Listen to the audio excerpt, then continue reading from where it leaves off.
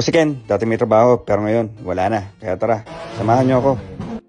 Ngayong araw nga ay pupunta ako sa bahay namin. Wala kasi akong magawa kaya naghahanap ako ng paggagastusan. Sorry, Sabado nga pala ngayon, walang pasok sa commander kaya wala akong hatid. Ayaw niyo sumama kasi magpapahinga na lang daw siya. Alam niyo naman, pag may trabaho, kailangan niyo magpahinga. Tingnan niyo ako, walang trabaho kaya nasa galaan. Cherry, after nga ng ilang minutes ay nakarating na ako sa bahay namin. Kung napanood niyo yung mga unang vlog ko, kilala niyo tong si Ben. Si Ben na 8 years na yata na sa akin. Na hindi ko masyado nagamit kasi may kabig. May kabig sa gasolinahan. Charis. Yun na nga, dahil nga napakadagal niyang nakatambak dito sa bahay namin. Pagpasyahan kung paandar siya ulit, ginawa ko, tiyanig ko muna kung ano mga kailangan gawin. Grabe yung loob, medyo inaamag-amag na sa tagal nang hindi nabubuksan. Binuksan ko na nga din pala yung hood para makita ko kung may tubig pa yung radiator. Hinilip ko na rin yung langis kasi papalitan ko siya ngayong araw. Mukhang okay pa naman siya, kaso kailangan na palitan sa sobrang tagal niya. Baka na-expired na. Katago nga pala sa tank yung binili kong mga langis. Salamat, Shopee. Escalator nga pala yan, 12 months to pay. Charis. Kaya yan, excited na ako buksan. Sobrang tagal ko na kasi hindi na-change oil yung sasakyan na yan. Baka magtampo naman sa akin. Ito nga pala yung binili ko, Motul. Baka naman, Motul. Check ko nga pala, dalawang gulong ko, flat na naman. Naiinis na ako, wala naman daw butas pero na-flat na naman. Kaya kinuha ko muna yung pamboma namin para mahanginan na at matulak-tulak. Lang yan, wala pala sa isip ko, wala nga palang nakalagay na battery. O nga pala, sa sobrang tipid ko, bumili nga pala akong Salplus na battery. Paano ba naman hindi magtitipid? Yung binili kong bago, halos 10 beses ko na nagamit. Dahil nga, di ko ginagamit yung sasakyan. Tapos nag-iisip nga rin pala ako, papalitan ko yung manubela ko ng Momo. Napakaganda naman kasi nito. Partneran mo pa ng red horn button. Ano kasi yung manubela ko kailangan ng pare-up. Tignan nyo naman yung grip niya na agnas-agnas na. Kaya hindi na siya masyadong masarap hawakan. Samantagal lang naman to habang naghahanap ako ng papare-up na maganda. Bigla naman umulan Ay ginawa ko, binalot ko ulit ng car cover yung kotse ko. Tapos sinundo ko yung mga tropang tutulong sa akin mag-change oil. Syempre kailangan natin sunduin yan, VIP. Baka mapagod maglakad Niloloko yata ako ng alan. Nagpabasa lang. Kaya yan, tinanggal ko na naman yung car cover ng kotse. Tinutulak-tulak na nga namin para magkaroon ng space harap pag gagawin na. Kaso since flat nga ay napakabigat niyang itulak. Buti na lang nagamit ko yung muscle ko na pinaghirapan ko 10 taon sa gym. Charis. Ayun nga pala yung isang kaibigan ko, si Carl, the mechanic. Tungkol sa kotse, siyang tanongin nyo, marami yung alam. Sinumilang ko na nga i-jack yung gulong para matanggal yung oil sa baba. Slower nga siya, napakahirap tanggalin, kailangan pa ng 2 jack. Ayan, successful naman, tumutulo na yung langis. Boss, anong ginagawa mo dyan, boss?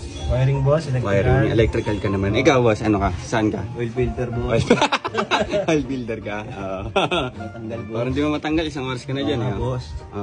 Ikaw, boss, hindi na kailangan hinang yan, boss. Hindi na kailangan, boss. Right pa na yan, Ano right to? na. Last Nga pala yung isang Chinese na kaibigan ko, mahilig mga likot. Eric, the kalikot man. Basta may kakalikutin, tawagin nyo lang siya. Boss.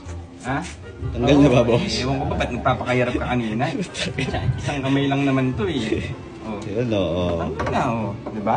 Ewan ko pa sa'yo, After ilang oras nga, natanggal na nga rin namin yung air filter. Medyo nahihirapan na rin kasi si Carl. Alam niyo na, tumatanda na. Charis. Mga pinapatuloy yung lang sa galing makina, ay ako naman nagmamagaling. Kunwari marunong. Ayan, binunot ko yung spark plug. Kaya pa naman ng linis, di na ako nakabili. Basta BKR yan. 11E. Basta may E. Okay na yan. Charot nga pala sa'yo, Motul. Baka naman makaramdam ng 300B dyan. After nga ilang minuto, ay pinasayo ko muna yung auto ko. Tinanggal na nga pala yung jack. Tapos pinagkakabit na namin yung mga nilinis namin spark plug. Binuksan na namin yung mga oil at nilagay. Motul!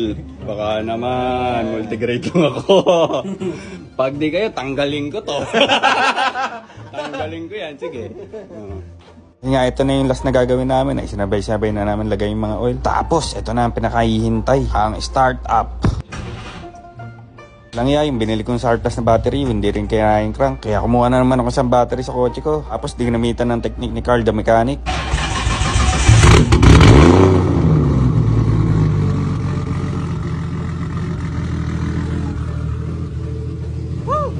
Successful, one take pa rin. Sobrang dumi nga rin ng engine bay ko. Yan mo, sa susunod, ilinisin kita. Dami pang kailangan ayusin yan. Mga tubong-tubo na yan. Gusto kong alisin yan.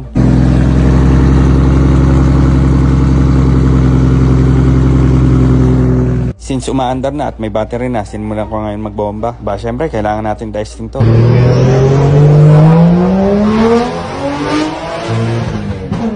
Successful operation, pasensya na sa ingay. Maraming nga pala salamat sa mga tropang tumulong. Carl the Mechanic and Eric Takalikot. Thank you.